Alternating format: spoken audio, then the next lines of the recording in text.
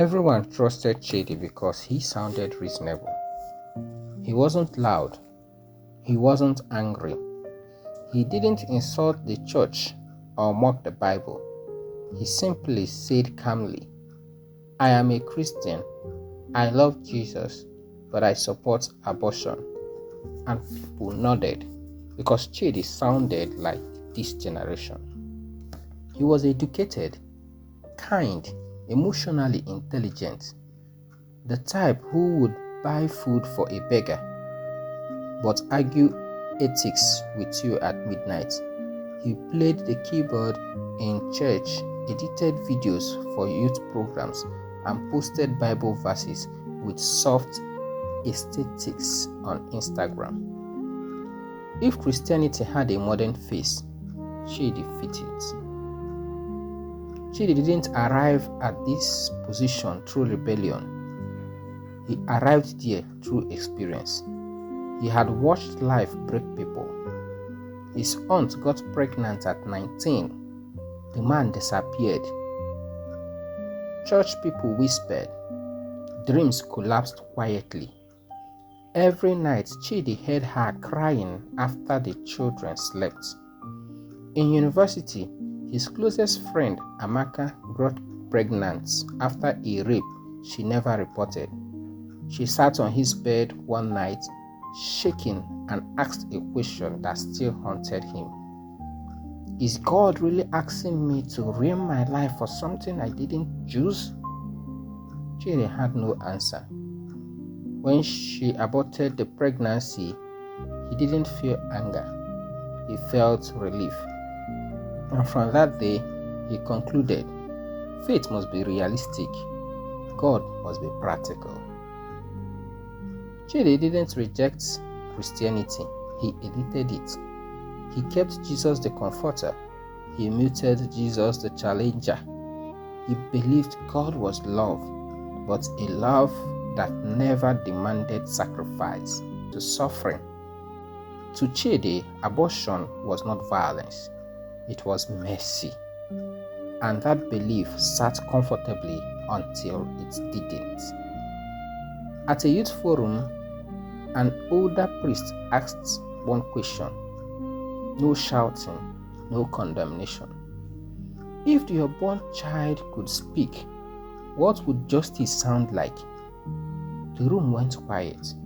Then the priest added, "We talk endlessly about choice, but we never ask if the smallest human being is allowed to choose to live." That night, Chidi couldn't sleep. He did what serious people do. He researched. Not sermons, not church blogs. Science. He discovered that at conception, a new human organism exists. Unique DNA, already different from the mother, already oriented towards growth. Not a potential human, a human with potential. A human that is attached to its mother and not part of its mother. And that distinction broke something inside him. Chidi had read scripture for inspiration. Now he read it for truth. And it unsettled him. You knit me together in my mother's womb. Psalm 139 verse 13. Not metaphor. Not poetry alone. Identity. Then Jeremiah. Before I formed you in the womb, I knew you. Jeremiah 1 verse 5. Before success, before failure, before convenience. Then Luke's gospel struck hardest. When Mary greeted Elizabeth, the unborn John the Baptist leapt for joy. Joy in the womb? Scripture didn't treat the unborn as invincible. It treated them as present. For the first time, Chidi actually read the church's teaching, not as an opponent, but as a student. In Evangelium Vitae, he found words that felt uncomfortable precisely They were clear. No circumstance, no purpose, no law whatsoever can ever make it licit an act which is intrinsically illicit. The church wasn't ignorant of suffering. She was refusing to solve suffering by killing the innocent. The Catechism stated plainly, human life must be respected and protected absolutely from the moment of conception. CCC 2270. Absolutely. Not because life is easy, but because life is sacred. Chidi didn't become cold-hearted. He didn't suddenly ignore women's pain. In fact, he felt it more deeply. But he realized something that shook him. I was calling it compassion, but it was convenience dressed as mercy. Abortion didn't heal trauma. It buried one's victim to manage another.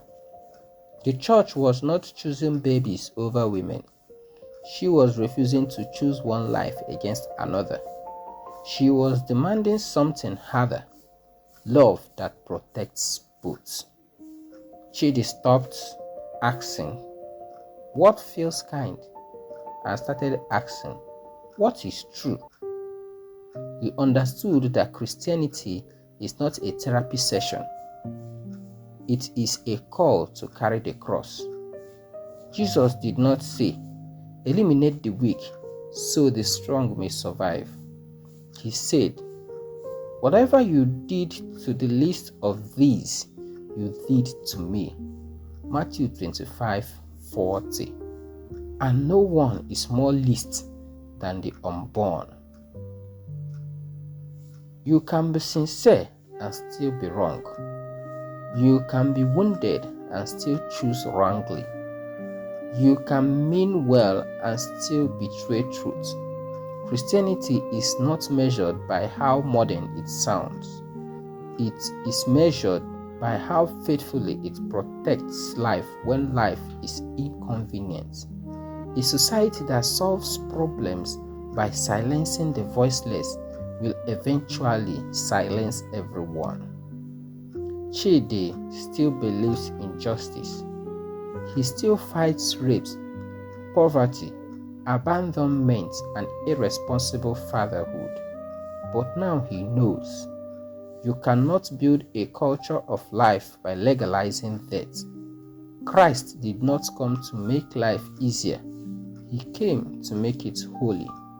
And holiness has always been costly, but it has never been cruel.